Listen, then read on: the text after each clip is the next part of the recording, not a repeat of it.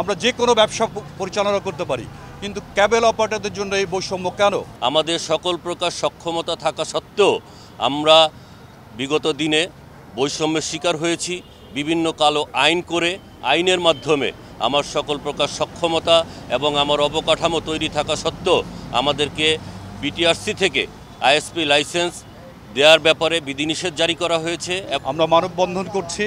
আমাদের যে মূল একটি দাবি, যেটার যে বৈষম্যর শিকার আমরা, যে আমাদের এই শুধু আমরাই নয়, একটি আইন এই বাংলাদেশ টেলিকম রেগুলেটরি অথরিটির সাথে যে 6 ধারা, সেখানে যে উল্লেখ করা হয়েছে ব্রডকাস্টিংয়ের সাথে জড়িত এবং ক্যাবেল অপারেটর, অর্থাৎ ব্রডকাস্টিংয়ের সঙ্গে আজকে আপনারা যারা মিডিয়ারা আছেন আপনারাও জড়িত।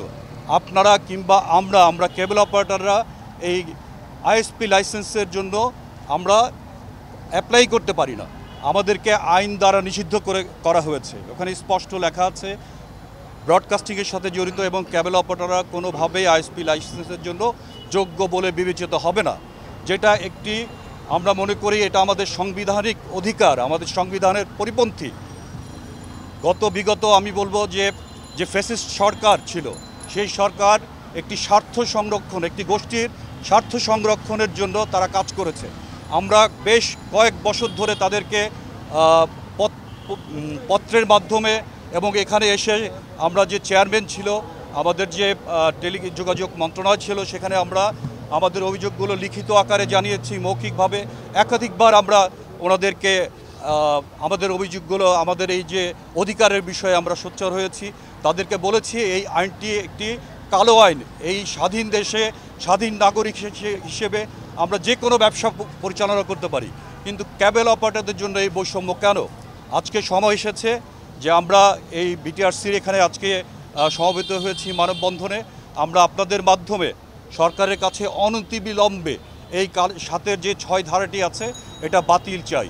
সেই সাথে আমাদের আরও কিছু দাবি দেওয়া আছে, যে ওটিটি, আইপিটিভি এবং বিভিন্ন অ্যাপসের মাধ্যমে অবৈধভাবে দেশি বিদেশি বিভিন্ন চ্যানেল প্রদর্শন করা হচ্ছে, যেটা নাকি আমাদের এই ব্যবসাটাকে ধ্বংস করে দিচ্ছে। অনতিবিলম্বে এই সকল অ্যাপসগুলো বন্ধের দাবি জানাচ্ছি। ঢালাইয়ে দৃঢ়তা, নির্মাণে নিশ্চয়তা, প্রিমিয়ার সিমেন্ট, ঢালাইয়ের রাজা। বর্তমান যে সরকার, যে উপদেষ্টা পরিষদ, সেই উপদেষ্টা পরিষদের সংশ্লিষ্ট যারা এই মন্ত্রণালয়ের সাথে আছেন, তাদের উদ্দেশ্যে বলতে চাই যে আমরা কেবল অপারেটর, আমরা দীর্ঘদিন যাবৎ এই ব্যবসাটি করে আসছি।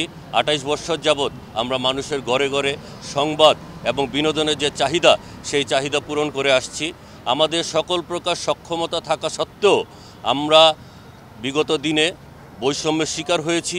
বিভিন্ন কালো আইন করে আইনের মাধ্যমে আমার সকল প্রকার সক্ষমতা এবং আমার অবকাঠামো তৈরি থাকা সত্ত্বেও আমাদেরকে বিটিআরসি থেকে আইএসপি লাইসেন্স দেওয়ার ব্যাপারে বিধিনিষেধ জারি করা হয়েছে এবং আমরা যারা লাইসেন্স নিয়ে ব্যবসা করছি তাদেরকেও যেন আমরা ব্যবসা করতে না পারি, সেই ব্যাপারে বিভিন্ন সময়ে আমাদেরকে জরিমানা করা হয়েছে, আমাদের ব্যবসা বন্ধ করে দেওয়া হয়েছে। আমরা বর্তমানে এই সরকারের কাছে উদাত্ত আহ্বান জানাই, একজন স্বাধীন দেশের স্বাধীন নাগরিক হিসাবে আমি আমার মৌলিক অধিকার, যেই অধিকার নিয়ে আমরা বেঁচে আছি, আমরা যে নতুন বাংলাদেশের স্বপ্ন দেখছি, সেই স্বপ্ন সার্থকতার স্বার্থে এই ধরনের বৈষম্যমূলক যত কালো আইন আছে সেই কালো আইনের বাতিল চাই। আমরা আমাদের যে লাইসেন্স, যেগুলো বিগত দিনে বাতিল করা হয়েছে, সেগুলো পুনর্বহাল এবং লাইসেন্সের জন্য যে আমরা আবেদন করেছিলাম, সেই লাইসেন্সগুলো ইস্যু করার জন্য আপনাদের মাধ্যমে বিটিআরসি যারা সংশ্লিষ্ট আছেন, কর্মকর্তা কর্মচারীবৃন্দ, তাদেরকে আমরা নিবেদন করছি, তাদের কাছে আমাদের দাবি জানাচ্ছি যেন আমাদের এই ব্যবসার যে বিধিনিষেধগুলো আছে সেগুলো দূর করা হয়। এর পাশাপাশি আপনারা জানেন যে কেবল টিভি আইন 2006, এই 2006 স্পষ্টভাবে বলা আছে সেবা প্রদানকারী কেবল অপারেটর, ফিড অপারেটর এবং ডিটিএইচ অপারেটর ছাড়া অন্য কেউ লাইভ টিভি স্ট্রিমিং করতে পারবে না। সারা পৃথিবীতে যত জনপ্রিয় ওটিটি আছে, কোথাও লাইভ টিভি বা লিনিয়ার টিভি চ্যানেল সম্প্রচার হয় না। বাংলাদেশে অবৈধভাবে এই বিভিন্ন ওটিটিতে টেলকো কোম্পানি কর্তৃক যেই ওটিটিগুলো পরিচালিত হচ্ছে, সেই ওটিটিতে লাইভ টিভি সম্প্রচার করা হচ্ছে।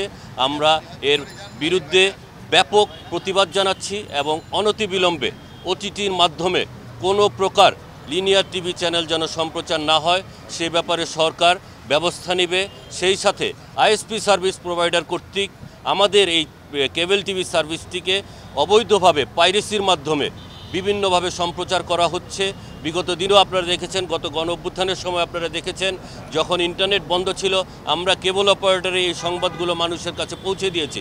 কিন্তু আইএসপি সার্ভিস প্রোভাইডাররা এই দেশের বিরুদ্ধে যে সমস্ত চ্যানেল, যে সমস্ত বিদেশি চ্যানেল সম্প্রচারিত হয়েছে, সংবাদ পরিবেশন করেছে, তাদের মাধ্যমে এই দেশে সেই চ্যানেলগুলো প্রচারিত হয়েছে।